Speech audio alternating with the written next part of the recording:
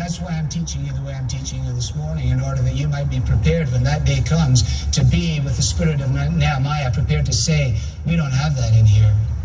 We don't do that. We're going to get rid of that. And then finally, if that's a word of application on the level of the church, what about an application on the level of our individual lives?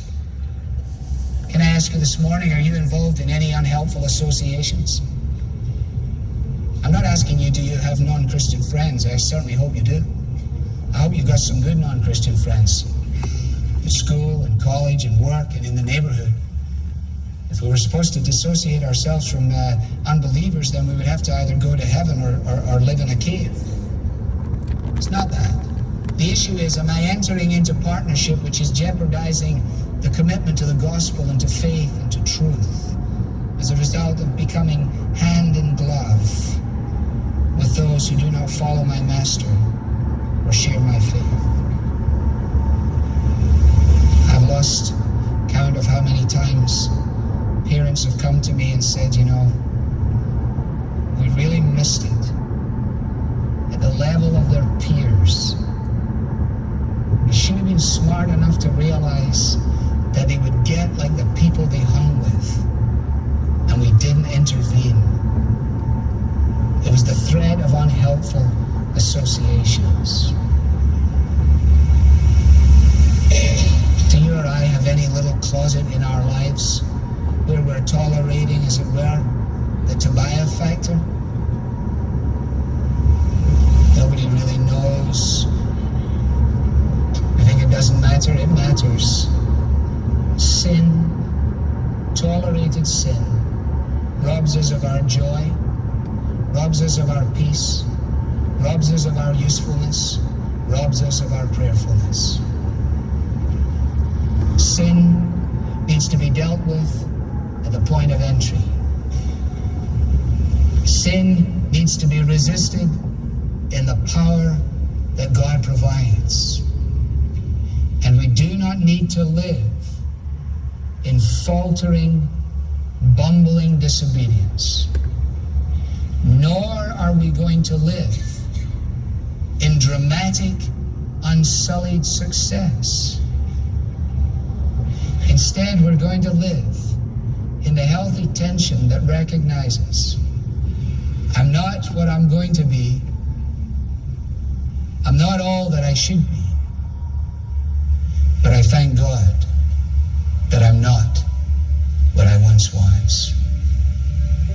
One of the greatest threats to your life and mine, to our church, and to the wider church in the continental United States is right here between verse 4 and verse 9 of this ancient book, Nehemiah.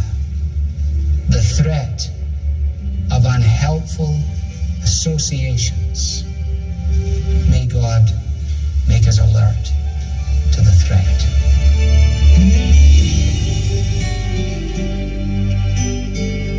You're listening to Truth for Life. That is Alistair Begg explaining that sometimes intolerance is actually a godly response. We've been learning why understanding God's Word is so important if we're going to live lives as Christians in a confusing world. And of course, our mission at Truth for Life is to teach the Bible in a way that is clear and helpful as you seek to apply God's truth to your daily life. Our prayer at Truth for Life is that God's Spirit will work through the teaching to draw you closer to Jesus. Now, as we anticipate celebrating Thanksgiving in the United States tomorrow, I just want to say how thankful all of us at Truth for Life are for the privilege that we have of opening the Bible with each of you every day and studying God's Word together. We hope that in the weeks ahead, you will have an opportunity to share the good news of the gospel with friends, family members, neighbors. And giving someone a Bible as a gift is a great way to do that. Maybe you know somebody who doesn't own a Bible or has never read directly from God's Word. We have a beautiful leather-covered ESV Bible. It's in our online store. You can purchase it at our cost of just $35. This is a Bible that regularly sells for $199. And it's because of listeners like you who support Truth for Life that we can offer quality Bible teaching resources at these low at-cost prices. So if you purchase a Bible today, you can pay your fellow listeners generosity forward by adding a donation at checkout. You'll find the Bible along with other high-quality books at truthforlife.org/gifts. And if you have a young child in your home or in your extended family, in your neighborhood, let me encourage you to request a book written to help you teach young school-aged children the gospel. The book is called The Big Book of Questions and Answers About Jesus. It's written by Alistair's good friend Sinclair Ferguson, who has a wonderful way of explaining to children why knowing Jesus is the most important choice they will ever make. This is a hardcover book. It's designed to be interactive. It presents 34 lessons you can work through with children ages 5 to 10. Each lesson includes a question about Jesus with the corresponding answer. You and your children can memorize a Bible verse, read a passage of Scripture, pray together. You'll also find additional questions to prompt further family discussion, even a creative activity to solidify the lesson. Ask for your copy of the Big Book of Questions and Answers About Jesus today when you donate to support the teaching ministry of Truth for Life through our mobile app or online at truthforlife.org/donate. I'm Bob Lepine. Most of us can identify things that endanger our physical health, but how alert are we to things that make us spiritually vulnerable? Tomorrow we'll have a spiritual wellness check on Truth for Life. The Bible teaching of Alistair Begg is furnished by Truth for Life, where the learning is for living.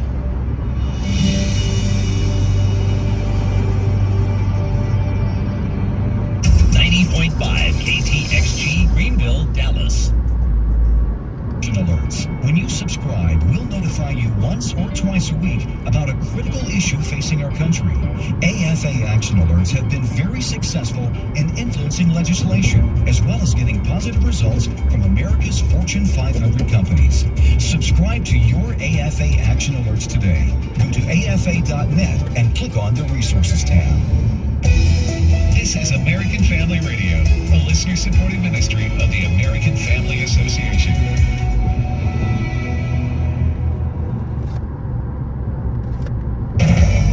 American Family News, I'm Steve Hugh.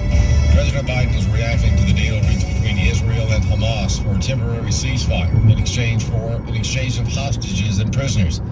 There are at least 3 Americans expected to be released as part of that deal. Lucas Tomlinson has more in Nantucket, Massachusetts, where the president is marking Thanksgiving. President Biden arrived here just after that deal was announced to free some 50 hostages in exchange for 150 Palestinian prisoners. The White House releasing a statement just before midnight last night saying, quote, "I appreciate the commitment that Prime Minister Netanyahu and his government have made in supporting an extended pause to ensure this deal can be fully carried out and to ensure the provision of additional humanitarian assistance to alleviate the suffering of innocent Palestinian families in Gaza. Today's deal should bring home additional American hostages, and I will not stop until they're all released." Meanwhile, U.S. forces carried out another round of airstrikes in Iraq earlier today, targeting an operations center and command control building used by Iranian-backed Hezbollah. A constitutional attorney says it is welcome news that the Army is now reaching out to soldiers who were unfairly discharged from the service. The recruiting shortage has grown so acute that the Army has now reached out to the nearly 2,000 soldiers kicked out of the service who are refusing to take the mandated COVID-19 shot, now that the draconian mandate has been scrapped, advising them on how to correct their records and rejoin the military.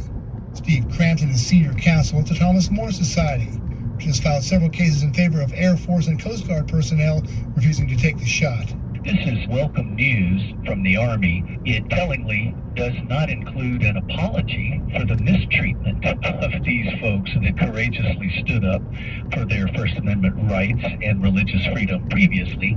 But nevertheless, it is a very good and encouraging sign that at least one branch of the military tacitly acknowledges that it was wrong to discharge soldiers on this basis. And Crampton says the soldiers that come back will be healthier. The latest scientific data suggests that the unvaccinated servicemen and women are probably going to be in better health than the vaccinated.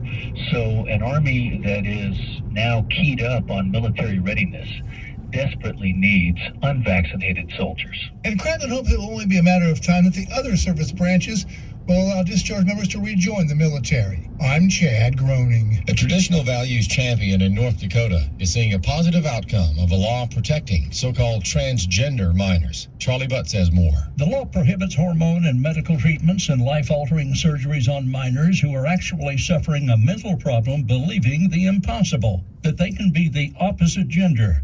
A lawsuit was filed against it, and Mark Juritsma of North Dakota Family Alliance tells AFN the first outcome is a good sign. The judge denying the temporary restraining order was certainly a very positive sign for us. It meant that, at least at first glance, he did not see the merit in the case that the plaintiffs saw. He says the truth is that minors have not achieved sufficient growth and development to make such a serious decision.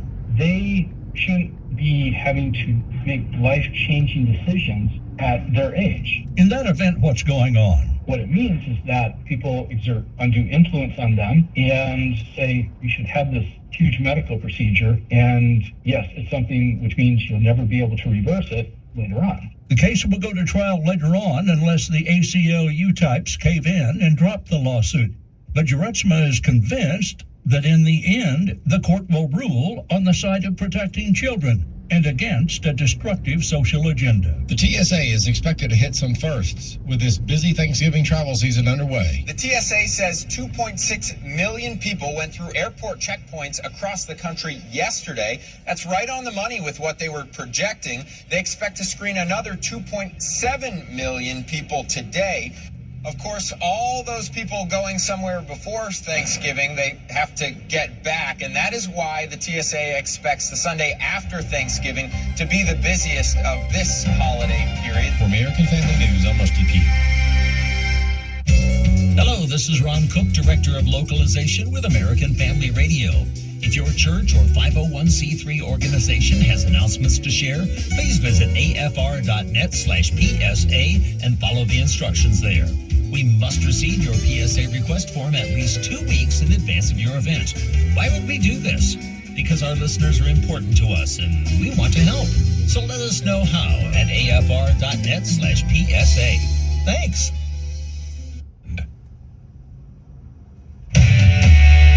God has really blessed me. He let me work in D.C., let me work with EIB in Hollywood, in Silicon Valley, and He's shown me through all those experiences that there is one problem and one solution, and that's why we do this show. Welcome to A Disciple's View with Todd Herman.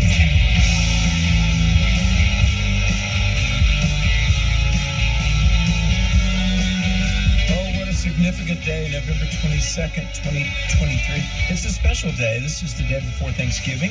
And let me just say from the get-go, we thank the Lord for each and every one of you. When we bow our heads around the dinner table tomorrow, I can assure you, AFR audience, that one of the things for which we are most grateful are for you, the listeners. May God bless you, each and every one. And I pray that you have a safe and joyous time of Thanksgiving before God tomorrow. But today is a very significant day, a very significant historical day. And in the program, we're going to talk with a scholar, Eden Gordon Hill, in just a moment about the JFK assassination. Let me just say this. In all of my travels, and by the way, Alex McFarland here, very honored to be sitting in this hour. For years, I've heard people say in the 2,200 plus churches where I've spoken, in 200 American universities, I've had people, talking about the state of the culture. And they would say, November 22nd, 1963, something happened. It was like America lost our innocence. President John F. Kennedy was assassinated. Everyone knows, in the motorcade going through Dealey Plaza in Dallas, Texas. I've walked that area, thought about it. It's interesting. Dealey Plaza there in Dallas in 1973, in a courtroom across the street, a courtroom that literally overlooks where JFK was shot, would be the decision rendered that would remove legal protection from the unborn. The very famous Roe versus Wade decision was right there in the Dallas courtroom. I had the incredible honor of speaking in that courtroom in January of 2022, actually the last pro-life gathering ever in the Roe versus Wade courtroom.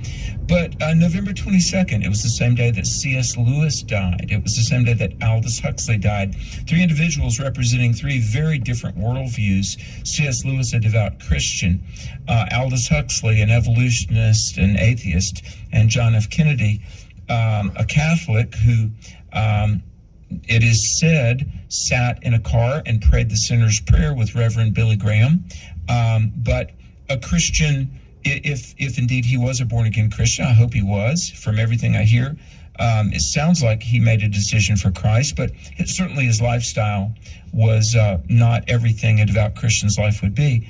But the gunfire rang out, and 60 years later, more than 1,500 books have been written about the JFK assassination. Clearly, since that day, 60 years ago, it has been a different America. Well, to help us process some of this and to talk about it, and also to talk about an article that hit the wire this morning, yet another theory about the JFK assassination. Eden Gordon Hill is a scholar and broadcaster. I had the privilege about a month ago of being on her broadcast, the All-American Book Club, with Eden Gordon Hill.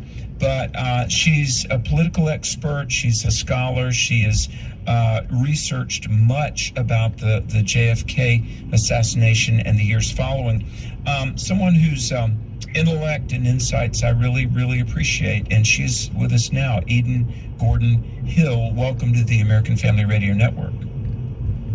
Hi, Alex. Thank you so much for having me, and greetings and happy Thanksgiving to the American Family Radio Network. I'm so honored to be here with you on the 60th anniversary as we remember the presidential legacy of President John F. Kennedy, and also, talk about the theories and the conspiracy theories behind the assassination that happened on this dark day 60 years ago. I was sitting here reading Clint Hill's book on the 5 presidents, talking about his accounts of the day, and I know that we talked earlier about just all the different stories that we've heard over the years, from Clint Hill to the CIA and to LBJ and to the mafia and all those different conspiracy theories. But one thing I wanted to share with the audience was some of the aspects of what happened to Jacqueline Kennedy after the assassination in a most recent book interview I did on WMAL All-American Book Club, talking about the public, private, and secret life of Jacqueline Kennedy and that night after the assassination and what she went through in that time period of just processing the assassination. And Alex, I have to tell you, in this most fascinating personal interview with the author, J. Randy Taraborelli, he said to me, in the years of her passing away in 1994 of cancer, she said, if I could just have 4 or 6 more years, I think I'd finally be over the processing of the passing of the president and seeing what she saw that day. And she really talked to the post-traumatic stress of what happened to her as she was retrieving her husband's skull, his brains on the back of that motorcade. So there's so much to dig into on the 60th anniversary. Well, indeed. And did Jackie, and I don't know, I'm asking, was she ever on record as having stated her position about what she believed about the killing of her husband? Who did Jackie think did it? Sure. To my knowledge, on record, she only did a couple more interviews after the assassination of the president. And what I remember from my interview with Randy Taraborelli, as he was talking about the public, private, and secret aspect of Jacqueline Kennedy, was that she always had her own thoughts on what happened, but she always went forward and said, I want them to see what they did to my husband with her pink Chanel suit that she wore that's so famous now.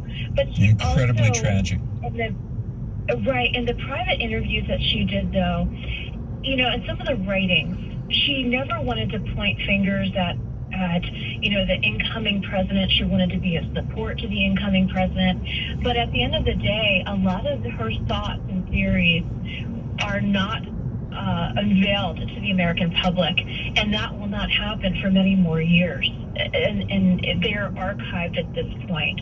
But I took away from some of her writings, and I took away from a lot of the history books that I've studied over the years of the Kennedy assassination and of Jacqueline Kennedy, that she wanted to know who killed her husband, and as the continued Kennedy assassinations happened within their family, her fear was her children would be number one targets.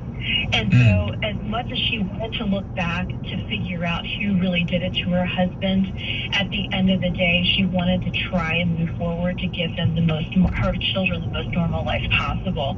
But I will say, in all the studies and all the people that I've talked to in my 20 plus years in Washington, D.C., in the conservative media outlets and working for conservative leaders, I've always been very attracted to the Kennedy administration. The mystique, perhaps, and the young aspect that they brought to our nation during that time of history.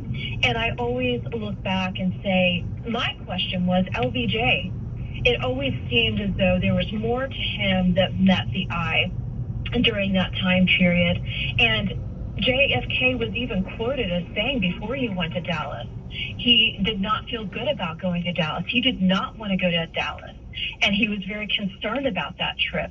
And even having an open motorcade was a huge concern to even the Secret Service. And Clint Hill most recently just did an interview on his book, 5 Days in Dallas, talking about how he said he specifically, saw it as Lee Harvey Oswald. No conspiracy theories there. Lee Harvey Oswald did that. And I sat there and thought, okay, perhaps he was the gunman. Perhaps he was the token person to do this. But there is much more to it than just one lone gunman.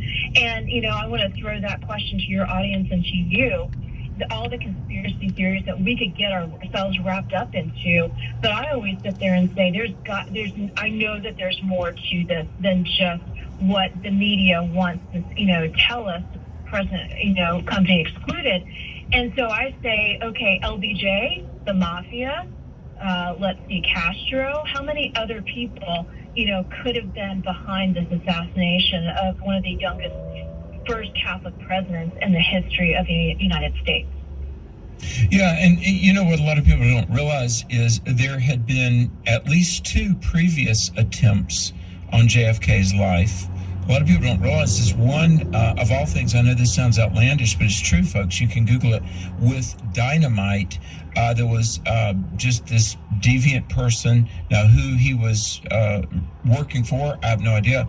But there was an assassination attempt of JFK with dynamite. And then about a year before Texas, I was reading about this, Ms. Hill, about there was an off-duty policeman that had a rifle aimed at President Kennedy, and when he was apprehended, he claimed he was using the scope as a telescope to see the president, although you have to say certainly you could have found binoculars or something. But it's just interesting. I watched an interview, and I'd love your thoughts on this.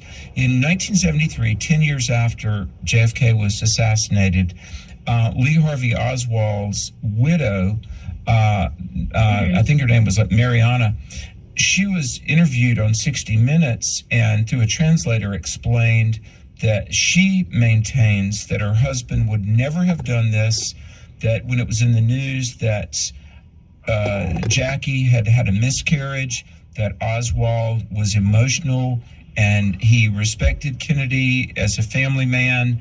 It was believed he was a devout family man. Marina is her name. She said Oswald would never have shot Kennedy.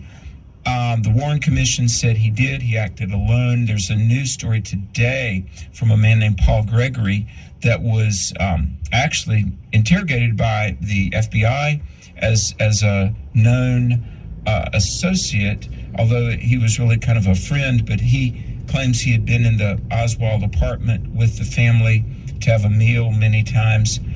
He thinks they did. The question for you is, there seems to be plausible theories on both sides. Will we ever... are there people, I'll ask it this way, Eden, are there people who really, truly know what happened, but the general public does not? Oh, I will absolutely say I believe so.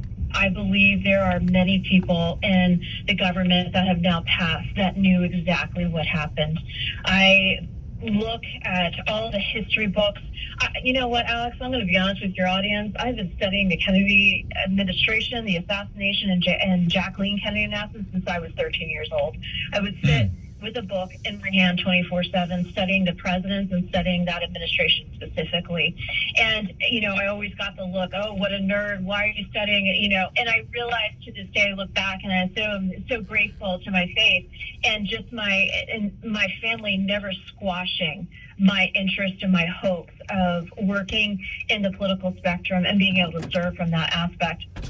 So I say that I believe with all of that history that I've studied over the years, I do believe